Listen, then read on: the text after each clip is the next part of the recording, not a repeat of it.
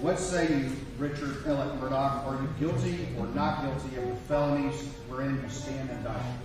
Not guilty. How shall you be tried? By God and my country. The exact time when Paul and Maggie Murdaugh were murdered. At the end of the investigation, it was obvious. I'm not here to work with them, okay? And the whole point is to have this not fall into the wrong hands. This case is unique, it's unprecedented in South Carolina history.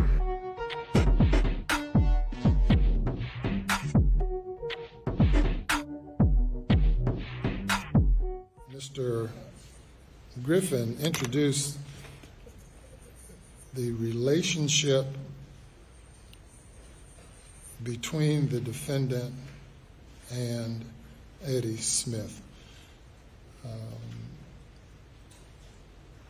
The court conducted a pretrial, a hearing outside the presence of the jury, addressed the issue, made it clear that the roadside shooting was a bridge too far. Then the defense decided to build a road over that bridge, decided to just go right there as if they could dance through fire without getting burned, scarred, or anything. The door was open. Welcome to Unsolved South Carolina, the Murdaugh murders, money, and mystery. I'm Ann Emerson. I'm an investigative reporter for WCIV. With me is our exclusive legal analyst, South Carolina's former Attorney General Charlie Condon. We have our executive producer, Tripp. Manning the boards is Max Harrison, our chief photographer. We want to go straight into what happened today with this roadside shooting being allowed into court. What we just heard was Judge Newman's eloquent way of telling us that, indeed, he is going to allow, after several moments of kind of going back and forth about whether or not this Labor Day botched suicide, assisted suicide attempt would be allowed into court, this roadside shooting that played heavily into the prosecution's case, it looks like. So, Charlie, talk to me about why Newman believes this roadside shooting is fair game now. Continuing evidence why there should be a Judge Newman fan club. I mean, his language in explaining his ruling, wow, that it was a bridge too far when you moved to exclude it and I granted your motion. Now you're building a road over that bridge. You didn't think you could get burnt by what's on the other side of the bridge, presumably, and I'm, in effect, going to burn you if the state wants to. And what Judge Newman ruled was you've opened the door, you threw out Eddie Smith there as a possible suspect in this case. He also put in the drug relationship. So he also made it very clear in his ruling that he's relying upon fairness. I think he used the word fairness and completeness for the state to be able to get into this. So I think there's a pivot here. It's not only for motive evidence, but it's also to get into the relationship for the state to be able to exclude Eddie Smith as a suspect. And that's exactly what Agent Kelly did on his last question. He said there was no evidence linking Eddie Smith to the murders of Maggie and Paul. He made a very flat, strong statement on that. Of course, he's not been cross-examined yet by Attorney Harpootling. That'll be an hour and a half tomorrow. That's what he told me. So, major development. Major development. Now, let's talk a little bit about what this meant for today. This basically meant that SLED agent Ryan Kelly came on board and went up to the stand, basically talked about how he got a call from Dick Harpootling and Jim Griffin from rehab with Alec. This was after Alec had already done a sketch of someone who he said looked like the man who had shot him on the side of the road over Labor Day. He had gone to great lengths to talk about how someone had come up to him while he was trying to change his tire on the side of the road. And then can we talk about why we think he decided to make that call to SLED? Basically, what did we hear, Drew, today about why Alec Murdaugh decided he needed to come clean? Well, to hear him tell it, it was simply coming down off of drugs. That was one of the reasons he gave. And I think also there may have been pressure on him from his family a little bit because they knew something was going on. If you missed the testimony today, it was essentially that Randy Murdaugh, Alex's brother, was witnessing and hearing about some peculiar things going on, strange things going on in the aftermath of this shooting with respect to Alec in the hospital. He was basically bribing nurses to let him use their phone, asking people could he use their phone, making phone calls and getting in touch with random unknown numbers. They take note of it, the family does, and they go to SLED, essentially. Randy Murdaugh does, and says, hey, here's a name, Curtis Eddie Smith. My brother's been calling him.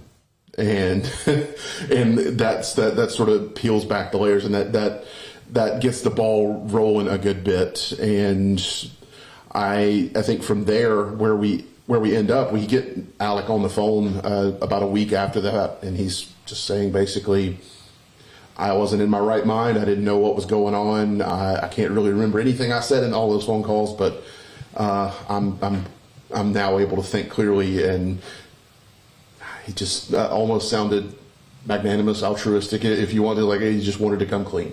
Well, and he also said that he was desperation. That's also what we heard a lot about, was how desperate Alec was. Afterwards, he just wanted Eddie to kill him, even though he wasn't paying him to kill him, but he was going to get Eddie to kill him, and he was going to have this life insurance policy for his son Buster, that he was better, everybody was better off if he just wasn't around anymore. So that's where he kind of landed with SLED a little bit. But let's listen to what they discovered when they went to Eddie's house. Basically, as soon as Randy calls him and says, hey, we're getting multiple calls from an unknown number on Alec's phone, or that, Alec's trying to make calls to that it's Eddie Smith, they go to Eddie Smith's house, and guess what they find? Let's see if the clip tells us.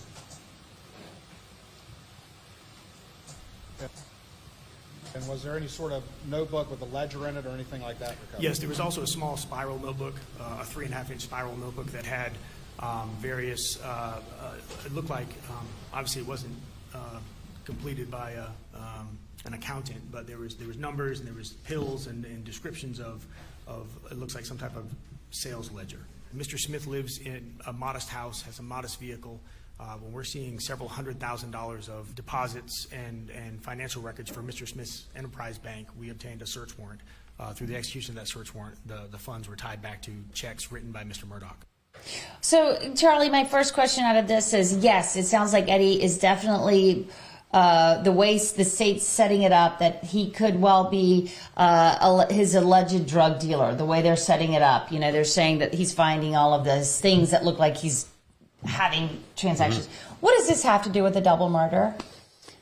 Well, one thing that did strike me in the recorded interview, remember the interview that Attorney Griffin and Harpootlian set up with the SLED agents when he's in the rehab facility, what I thought was very harmful, really, to the defendant's position was that they then asked him at the end, is Buster in any danger because you hadn't paid the drug dealer? And he was very clear, as I recall, saying, I've paid everybody, and I'm not worried, in effect, of him being in danger. So to set up Eddie Smith or somebody else or the Cowboys or some drug organization as the possible shooter, I thought the trail of evidence, again, without Eddie testifying, I understand he would be a bad witness for the state because of so many inconsistent statements, and you'd put up a non-credible person. You could cross-examine him effectively probably for a day or at least a half day.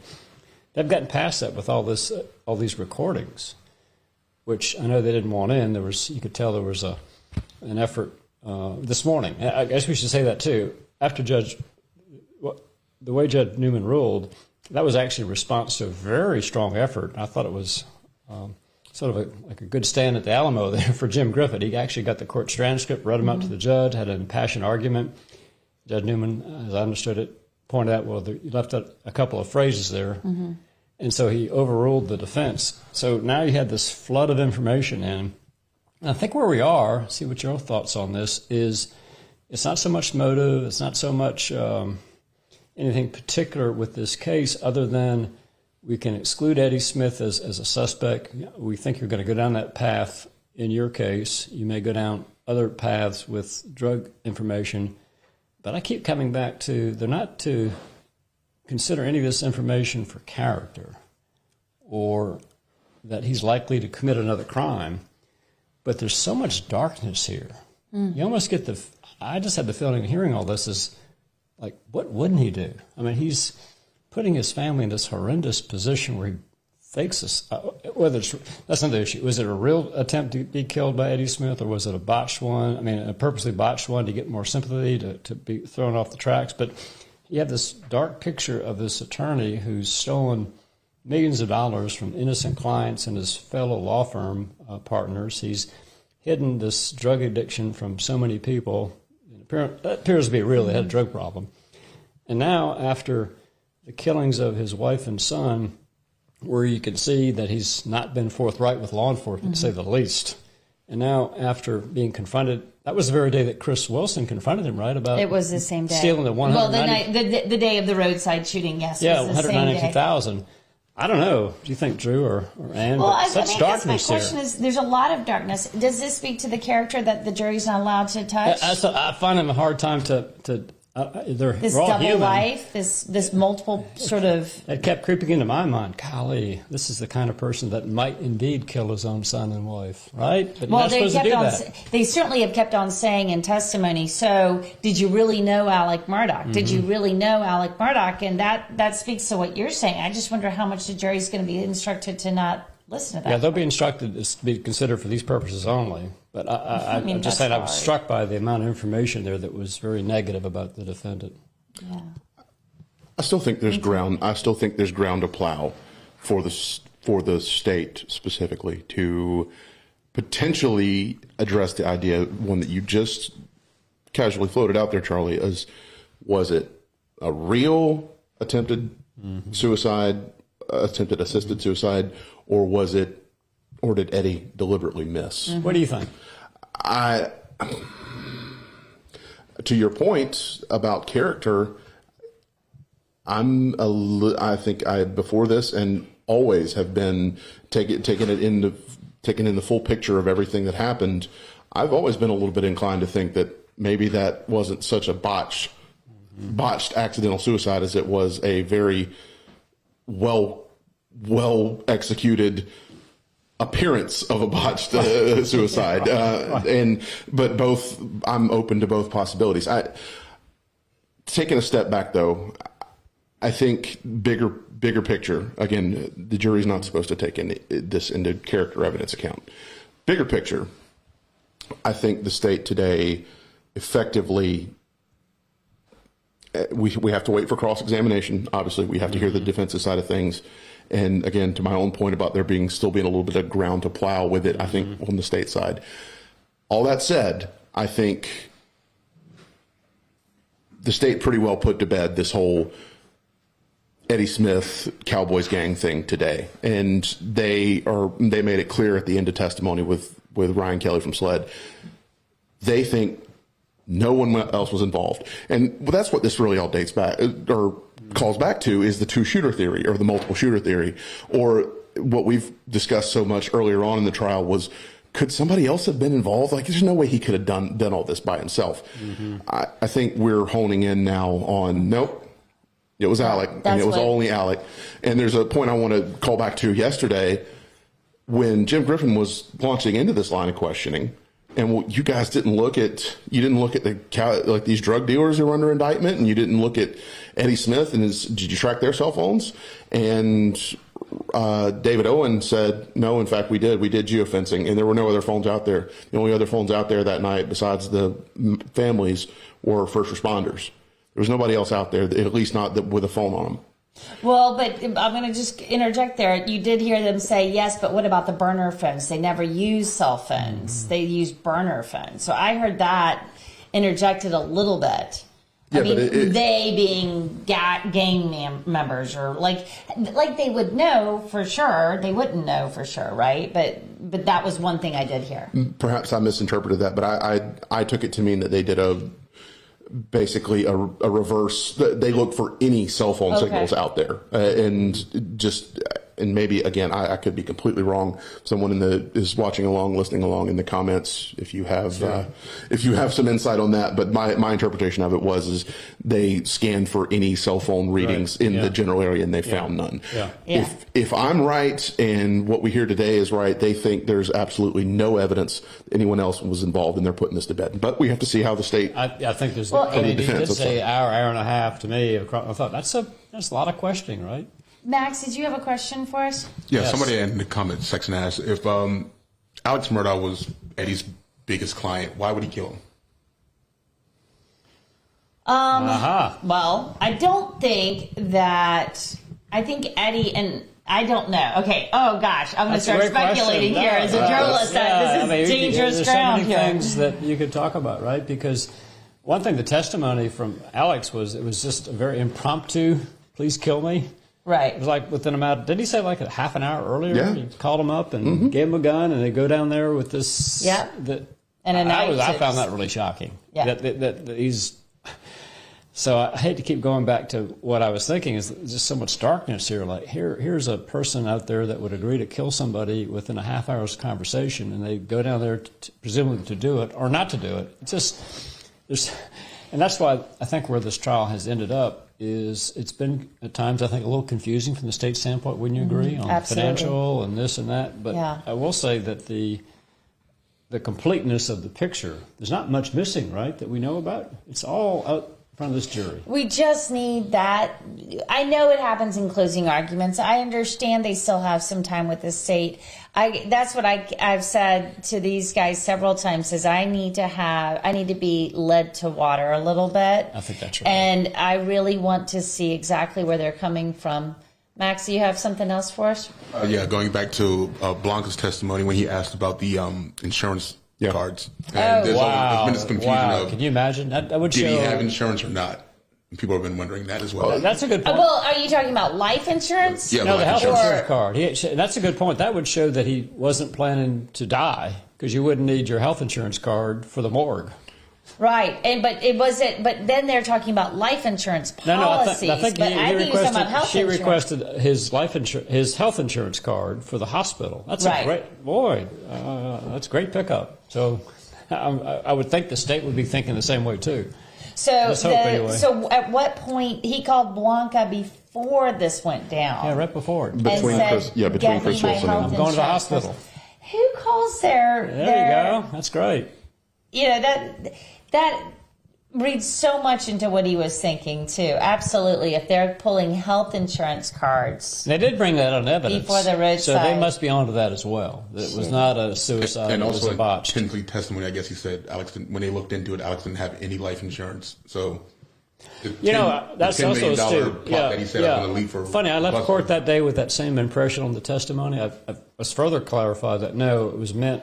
That he spoke maybe a bit broadly. That in fact there was life insurance on Alex, right? Okay, yeah, that's the way I understood it. There was no life insurance policies on Everyone Maggie and Paul, right? But it was that they still had one on Alex. So I think that clears that part of it up a little bit. Did we have any more clips that we wanted to play, Max? Yeah, just when they went into Eddie's house. Okay, yeah. Course of the 911 call, the ambulance, and multiple interviews at the hospital, that Alec Murdaugh ever mention or identify Curtis Edward Smith at all until his lies about the side of the road were exposed? No. Did Alec Murdaugh ever say that there was any risk or threat to Buster? He said no. No, he did not. He actually denied it when we asked. Did Alec Murdaugh say that Curtis Eddie Smith had anything to do with the murders at Moselle? He denied it when we asked. And is there any evidence that Curtis Edward Smith had anything to do with Moselle? None whatsoever. There you go. Yeah. I mean, that's how they ended that testimony, correct? Right. And by the way, this may be too fine a point, but it's my understanding, I'll need to double check this, but that in South Carolina there's a law that says that there's not an exclusion for paying out life insurance for suicide. Right. Somebody told me that someone who practiced in the area like Alex did wouldn't know that, so that his presumed motivation could be suspect. Yeah, I think Dick Harpootlian even addressed that a little bit. Is like he was speculating on the call with SWED that we overheard today. It's like, he apparently didn't know that there was a two-year exclusionary policy. Yeah, after 2 years you can commit suicide and you still get your payout. I know, and then there's also, I have to say, because we just heard this about the suspect, was Eddie Smith ever a suspect? Did they owe money to Eddie? Was Buster in danger? The other thing was this sketch, and I don't know who that sketch was supposedly of, but boy, was it specific. I mean, that was strange. Kudos to that sketch artist, because that was immaculate. I'm kind of like, who is that? Who is it? Nobody. It's a figment of Alec Murdaugh's imagination. Somebody drew it out of thin air. Good for them. Well, there's a lot of speculation going on all over social media right now about who he might have had in the back of his mind. Right? Oh. That is certainly one thing that there's been a lot of speculation out there that maybe he was pointing some kind of finger toward a boat crash survivor or someone involved with it. So connected to somebody involved. So it's a good question for Alec Murdaugh, but unfortunately we don't know if he's going to be taking the stand, so we're not quite sure if that's going to happen. I mean, I did want to circle back because it was something that you had mentioned earlier about Ken Kenzie. Oh yeah, we need to talk about him a little bit. I really think so. Ken Kenzie took the stand. He's they were ribbing him because he's got a lot of titles. He's a doctor. He's a professor. He's the chief of the chief deputy over at the Orangeburg County. But what Ken Kenzie did for the state was to set up what, Charlie? He set up, I thought, brilliantly, and he was very folksy, but he really connected with these jurors. One of the best expert witnesses from a persuasive standpoint. So I do believe they were accepting what he was saying, which is basically, to capsulize it, was that Paul Murdaugh was in that small room, was shot first at a certain angle and a certain head orient. He went through everything. Actually, I thought he did so much better in explaining versus the forensic pathologist, because she said she's not a crime scene person, but she put it all together, the shotgun pellets to the window, and then the second shot. But to capsulize this, and then the angles had to be from a shooter that would be shooting relatively low. But I think where we're headed with this, and I'd be surprised if I'm wrong on this, or you have this expert, he's a folksy, sort of a local grown. Yeah, I mean, born and bred. He's like, I'm from really far away. I'm from Orangeburg, which anybody that knows this area, how far away is Orangeburg? Orangeburg and Colleton County share a border. Yeah, how endearing. It's right around the corner. How endearing. So I suspect the defense will be, in fact, they're talking about flying in people. And I suspect there's going to be an expert witness that will challenge what he just told this jury, that no, it had to be two people shooting at Paul, not just one possible. He didn't say for sure one person did it, but he made it very plausible for one person to have been able to do it. I think that's a fair statement. So see where that goes, but I know this, that right now those jurors are very comfortable with what that expert told them. The most crazy thing to me today was, number one, watching Dick Harpootlian drag poor Phil Barber up there and use him as a mannequin to demonstrate how was I holding the gun, or how could he been? And with a shotgun, with a real shotgun, by the way. Yeah. And I don't care if it's unloaded. I don't care if it's you don't do that. But one thing is abundantly clear about Dick Harpootlian and his courtroom etiquette and tactics are a bit brazen, and he'll make you uncomfortable in there. I don't know if that's by design so much. Of course it's by design. Anyway, but my point is that they go through all of this, and the glaring thing to me that they just overlooked is, how do you explain, and Max, I don't know if you can pull up the photo or if you have it, but I know it's on my Twitter. But essentially, this Ken Kinsey comes up with what he believes was the angle of the final shot that killed Paul. And it shows a little cone of trajectory about where the muzzle of the gun barrel would have been located and the trajectory upward that the shot path took. And for all his antics and demonstrative what have you up there and speculating on how was the gun held and how could it be that the gun was at such a low angle, both the state and the defense ignored the most obvious solution to me, which was that somebody had just simply kneeled down and was kneeling and aiming up, or that they could have been, I don't know. Holding the gun. That's very good. Yeah. But I actually think the jurors, I mean, we've got some really, look to me like, I think we have a lot of hunters out there that use weapons and are used to, what do you think? So Yeah. I'm thinking they'll go where you are at some point during the deliberations. It's about the only thing that really makes a lot of sense. I have some questions and thoughts on some of the things. I think it's more plausible. Dick Harpootlian kind of slipped in under his breath when he was using that full-sized, long-barreled 12-gauge shotgun, that he just sort of slipped in unchallenged, that he felt it was the state's theory that a gun very similar to that was used in the shooting. And as we've heard, a gun very similar to that is missing. It's more plausible to me. All of it makes more sense to me if it was not a long-barreled shotgun, but a short-barreled shotgun. Whatever. That's just one dude speculating. But we don't know, and we won't know, will we? Yeah, I mean, because they don't have the murder somehow weapon. the murder weapon shows up between now and next week, we're not going to have. Of course, in this case, that's possible, right? Well, and, I totally agree with you. I mean, Drew's been around, hunting your whole life. Right. I'm a city girl and have not been hunting my whole life, and to have that gun right there was a little. I don't know if the jurors felt it as much because he wasn't pointing it in that direction, but it was brazen. That's the only thing I can say, is to have a shotgun pointed in any direction in a courtroom is quite strong commentary, I think.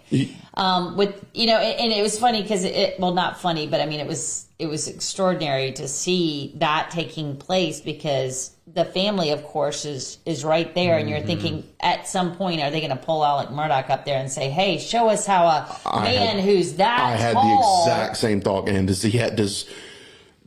Dick Harpootlian have the stones to put Alec Murdaugh up there in front of that jury with a gun in his hand? It's the OJ moment. It's the OJ moment, saying that he's too tall, he's too big. There's no way that a man that tall and big could ever get down there and shoot from that angle. We may still see it. And he laid the groundwork for it today, because he says, Dick said, "I'm about the same height as Paul." Y'all, if we see that, my head's going to explode. But yeah. hopefully we will not. I think that is beyond all bounds of good taste. But that's just me opining on something that's really, I'm just here to be an objective observer of. I think, though, however, it leads into. We're probably going to see more on that, and what the theory of more artful overlooking of that clear possibility that I put out there about the shooter just kneeled down, whoever it may have been.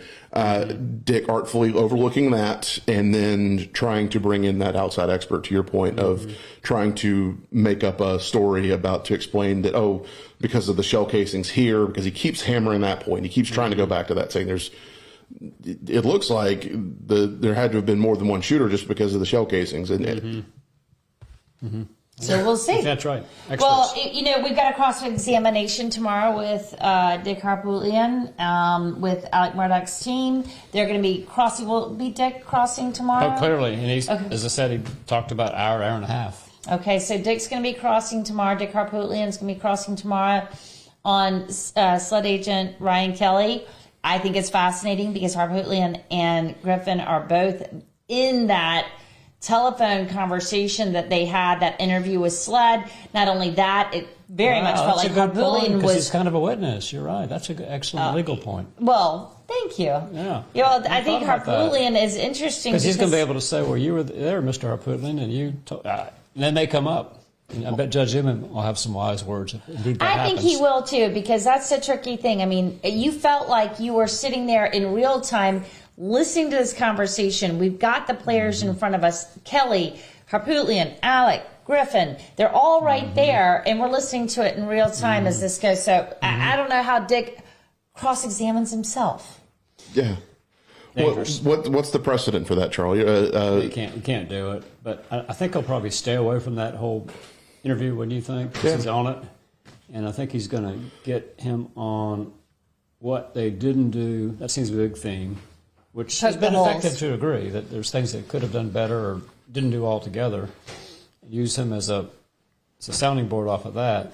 And I've got to think he's not going to like the exclusion, not necessarily of Eddie Smith, but of other suspects. There are other people that could have done it. Well, I want, before we go, if everybody's finished for today, I just want to say thank you so much to the Historical Society in Walterboro. I got one of the wonderful ladies who donated this sofa and the chair and helped put together this set. Absolutely. Awesome. I just want to say, if you're listening tonight, thank you so much for donating a few things here to keep us comfortable here in Walterboro as we carry on covering this story. Shout out to Sarah Miller with the Colleton County Historical and Preservation Society, CHAPS. Hashtag Team Awesome. I know I'm not especially a member, but again, thank you so much. We have been able to exist and survive here in Walterboro for the last month now because they were so gracious to provide us a place to stay at a reasonable cost for what we're getting, and it's a great asset to us, and it's been a great deal for us, and we thank them so much. Everybody at CIV says thank you, and at Unsolved South Carolina, the Murdaugh Murders, Money and Mystery. I hope that you're going to stay with us tomorrow. We are going to be back on air. Oh, hold on. Max has got something for me right now. Just one quick question for Charlie. From a prosecutor standpoint, if Alex takes that stand, what would be your thoughts? We have enough time to talk about it. That's why I don't think he will take the stand. I think that it's just the risk reward is. But one thing I will say, he's a former prosecutor. He's a trial lawyer, and just watching him in court, he appears to have a really strong personality, would you say? Absolutely. Mm-hmm. So he himself may say, I want to get up there and win this case for myself. So that could happen. He's got a huge personality, and I am watching him very closely today. He obviously did not want, in my mind, the way I read his body language, he did not want that roadside shooting in. Right. And that looked like a very uncomfortable situation between the three of them. When I replayed that clip that was on this podcast. If you go back and look at that, you'll see what I mean. He is stone-faced. Griffin's kind of sitting there going, it looks like it's coming in. And boy, that was tough to see. So, But short answer would be inconsistencies of that, because you got the dog kennel video. So the short answer would be the inconsistency. But I would start with that. And it would be a day of cross-examination at least. Incredible. Well, we will be back with you tomorrow. Thank you so much, everyone, and we'll have much more for you as we wrap out this week 4. We'll be on day 20 tomorrow. See you then.